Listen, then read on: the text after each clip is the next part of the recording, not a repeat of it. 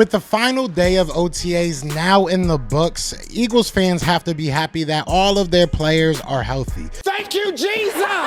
We're going into this next 6-week wait period with all of our guys ready to come back for training camp. But today, I want to go over the top 3 winners of the OTAs and one major loser that I think the Eagles need to be careful about.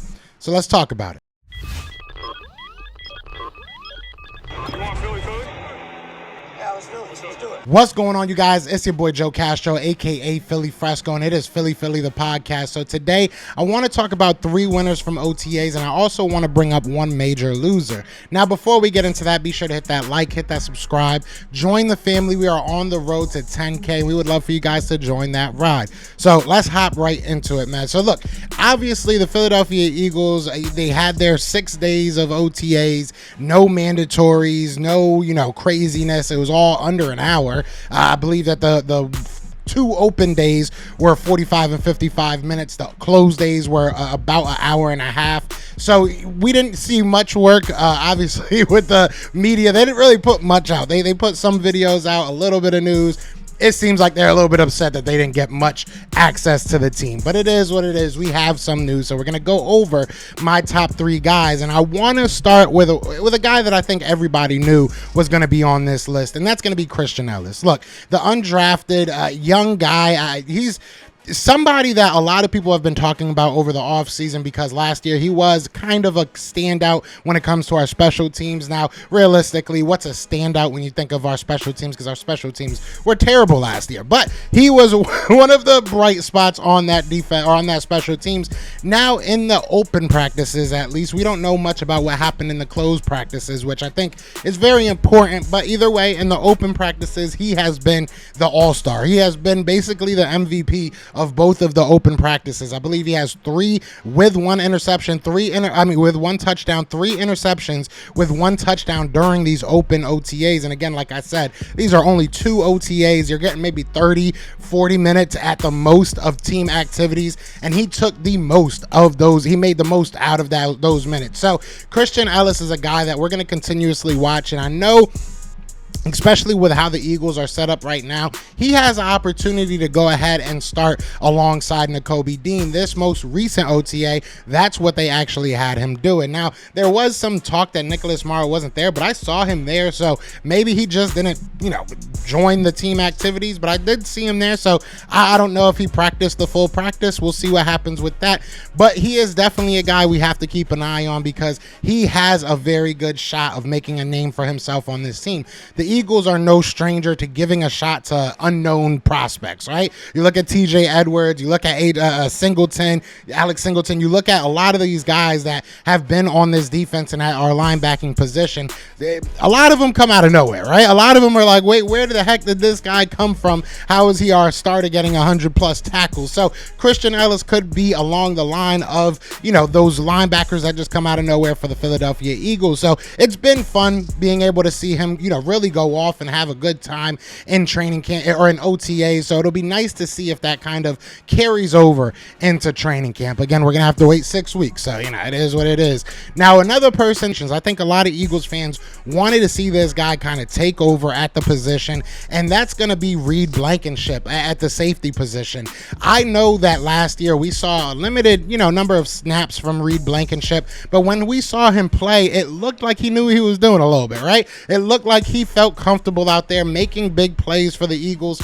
And this year, I know a lot of Eagles fans, myself included, wanted to see him take that next step. Now, I did talk about him earlier on in the OTAs and how people were talking about his mentality and how he came in here as basically a veteran type of presence and that he just is going to work every single day. You want to hear that. But the play on the field has matched it. He has been very, very solid for the Eagles in these OTAs, and he just looks like he's ready for that next step. And when you talk to coaches about him, when you hear him speak, you can tell that he is ready for that next step, and mentally he has prepared for that next step, which is just as important as physically. So I'm excited to see what Reid Blankenship can do on this team. Now, obviously, we are at a point that we don't know what's going to happen. I was thinking about putting him on this list, but every time we saw him, he was with the third team. So even though he was making plays, there he was looking, spry. He was looking good in the drills and everything. I didn't want to put him as a winner because you weren't really seeing anything happen against the first team. He didn't move up. He didn't take a spot from Terrell Edmonds. He didn't take a spot from Reid Blankenship, at least in the moments that we saw. So I went ahead and gave it to Reid. But I'm excited to see what happens with this safety group. You look at Terrell, and I think it's between those three, Terrell Edmonds, and Sidney Brown and a Reid Blankenship for those two starting spots. At the end of the day, you'll probably see a lot of snaps from all three of them. But right now, I'm going to give it to Reid. I think that he is in the position to really set his career up. It's time for him to really set the future of himself up with the Philadelphia Eagles. So I'm excited to see his OTA. So I think he was a winner in this OTA. Now, lastly is a guy that, how can you win when you had such an amazing season last year, right? How much more do you need to prove? But it's Devontae Smith. Devontae Smith has went out there and balled out. Yesterday at OTAs, he had a beautiful touchdown, the only touchdown from Jalen Hurts. And throughout camp, he's just been looking, honestly, elite.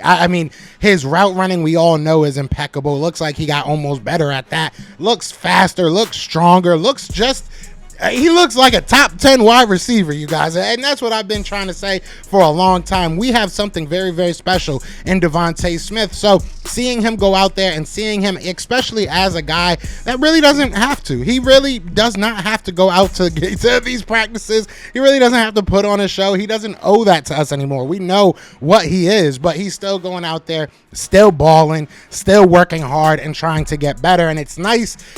I was going to put Quez on this list, but I'm not going to. So instead, I'm going to, kind of make a roundabout way about bringing Quez up. But it's nice to see Quez Watkins and Devontae Smith so connected and hear what they're saying about each other and kind of iron sharpening iron in that aspect. They're both every time I see a picture or a video of them two working together or working in general, it's usually together or very close proximity, seeing them stretch together, seeing them talk throughout practice. That's what you want to see. These guys are a family, right? These guys are realistically family, and you want to see these guys that are in good positions take care of those guys kind of going through a little bit of a struggle. So look, I got my Quez Watkins spout off, and I'm happy about that. But those are my three winners. I got Reid Blankenship, Christian Ellis, and I got Devontae Smith. You guys let me know below in the comments who you think were some of your winners from the OTAs. Now, I did say that I wanted to bring up a loser. Now, in practice, I was going to piss y'all off. I'm going to be real with y'all. I was going to piss y'all off and put Jalen Hurts because he had a bad practice last week. I was going to do it just because y'all got me mad about basically accosting me on Twitter because I said that he had an interception. Get over it. Either way, I was going to put him, but I'm not going to because I would have really only been doing it to piss people off because he really isn't a loser from this OTAs. I've said it before. I'll say it again. OTAs are about kind of making those mistakes, about, doing things differently than you're maybe used to doing, right? So I'm not going to put him there, but I am going to put our whole fan base, to be 100% honest. I think that our whole fan base as Eagles fans lost. I think that the Eagles have, and I understand it and I respect it to a certain extent, that you want to hold some things close to the, chest, but the lack of news is it's just jarring, to be honest. I understand not necessarily letting the media come to every single practice. I get that. 2 of 6 is not bad at all, right? That's like 1/3. So I get it. You're not going to let them go to every single one, but at least give us something. Eagles fans really were grasping for straws. Like I put out a video the other day talking about OTAs and the notes that I had, and even reaching out to people, asking people that were there. And I saw some comments saying, damn, we're over here, starving for information, and that's just not right. As Eagles fans, we deserve some information, and I'm not saying tell me what your scheme is, give me your play, but I'm not saying that. But give us some videos, give us some photos, give us something. You know, Eagles fans have to now wait another 6 weeks of no football, no Eagles, no nothing, and we really didn't get anything from OTAs. So I honestly feel like I lost as an Eagles fan from this OTAs. But other than that, I think all the players did well. Everybody's healthy, and we'll see what happens going forward. But I'm excited about this season, and maybe that's just, you know, me being